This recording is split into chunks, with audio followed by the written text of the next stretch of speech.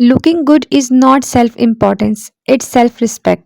जी हाँ, अच्छी सेहत या खूबसूरत और यंग दिखाई देना हर कोई चाहता है, लेकिन डेली रूटीन में हम ऐसी बहुत सी कॉमन मिस्टेक कर रहे होते हैं जो हमें मालूम नहीं होता, या अक्सर मालूम भी हो तो हम मामूली सी बात समझकर इसको इग्नोर कर देते हैं, जो कि हमारी स्किन के लिए, यंग लुक के लिए बहुत मैटर करता है। उस टाइम पर हमें अंदाज़ा नहीं होता, लेकिन बाद में हमें फील होता है, और इसी वजह से हमारी लुक जल्दी ओल्डर अपीयर होने लगती है। तो बस आज की वीडियो में कुछ ऐसी कॉमन मिस्टेक शेयर करूंगी आप सबके साथ, जो कि हम नॉर्मल लाइफ में कर रहे होते हैं और जिसकी वजह से हम अपनी एज से बड़े लगने लगते हैं। So let's start the video. अस्सलाम वालेकुम everyone, welcome back again. Video start करने से पहले अगर आप चैनल पे फर्स्ट टाइम आए हैं ना, तो जल्दी से वीडियो को लाइक करके चैनल को सब्सक्राइब लाजमी कर लीजिएगा।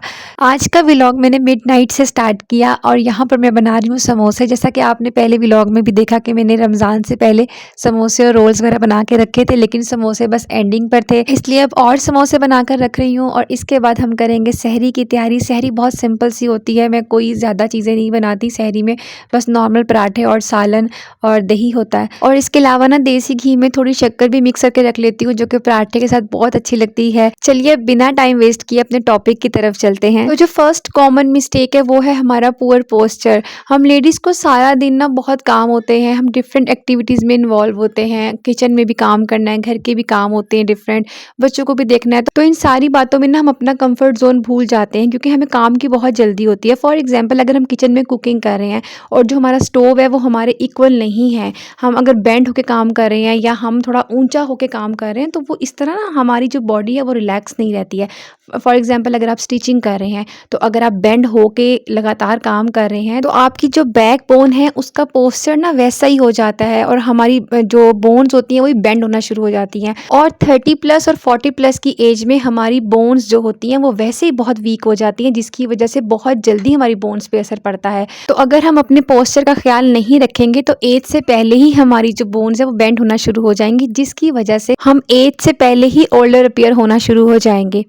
नेक्स्ट एंड इम्पॉर्टेंट थिंग जिसमें लेडीज़ बहुत ज़्यादा केयरलेस हो जाती हैं, जब भी हम मेकअप करते हैं, कहीं पार्टी से आते हैं तो हम बहुत केयरलेस हो जाते हैं और कहते हैं चले हम बाद में फ़ेस वॉश कर लेंगे। तो ये हमारी बहुत बड़ी मिस्टेक होती है। या फिर हम फेस वॉश कर लेते हैं डायरेक्टली, तो ये भी एक मिस्टेक है। हमें यूँ करना है कि जब हम अपने मेकअप को वॉश करें उससे पहले हम डबल क्लींजर कर लें।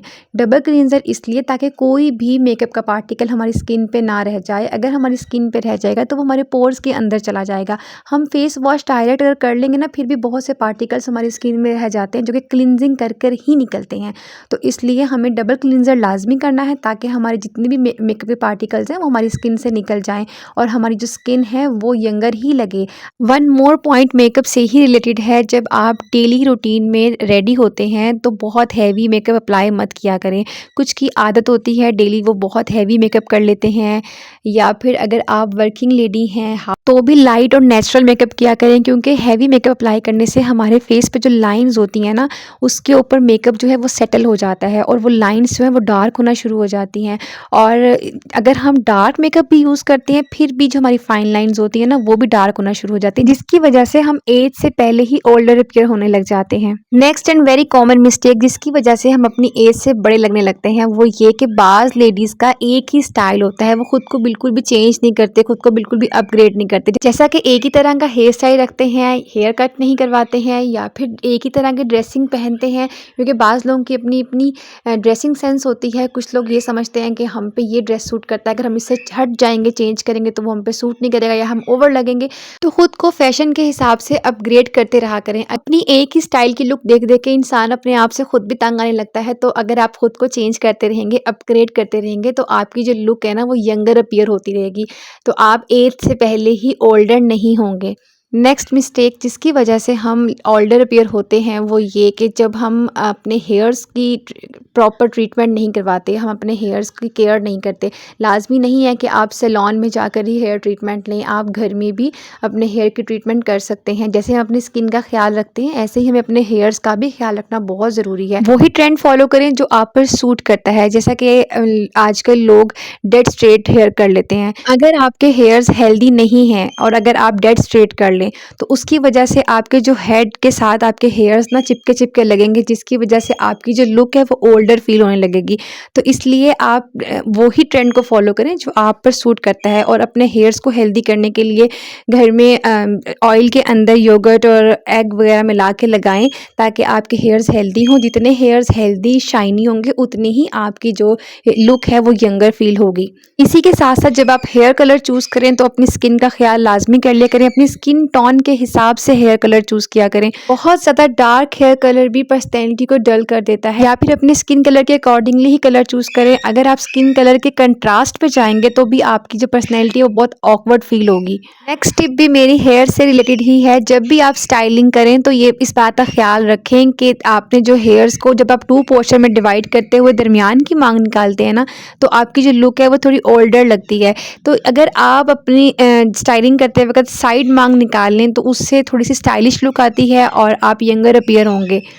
नेक्स्ट मिस्टेक ये कि डेली बेस पे कभी भी बहुत ज़्यादा क्लींजिंग मत किया करें, क्योंकि अगर ज़्यादा क्लींजिंग करने से, ज़्यादा एक्सफोलिएट करने से आपकी जो स्किन है ना वो वीक हो जाएगी, जिसकी वजह से आपके पोर्स जो ओपन हो जाएंगे और आपकी जो स्किन है वो एजिंग की तरफ जाना शुरू हो जाएगी। स्किन को मॉइस्चराइज़र रखना एक बहुत अच्छी बात है, गुड हैबिट है, लेकिन उसको बहुत ज़्यादा रब करना, बार बार क्लींजिंग करना, डेली एक्सफोलिएट करना, ये चीज़ें जो है ना वो आपकी स्किन को ख़राब कर देंगी।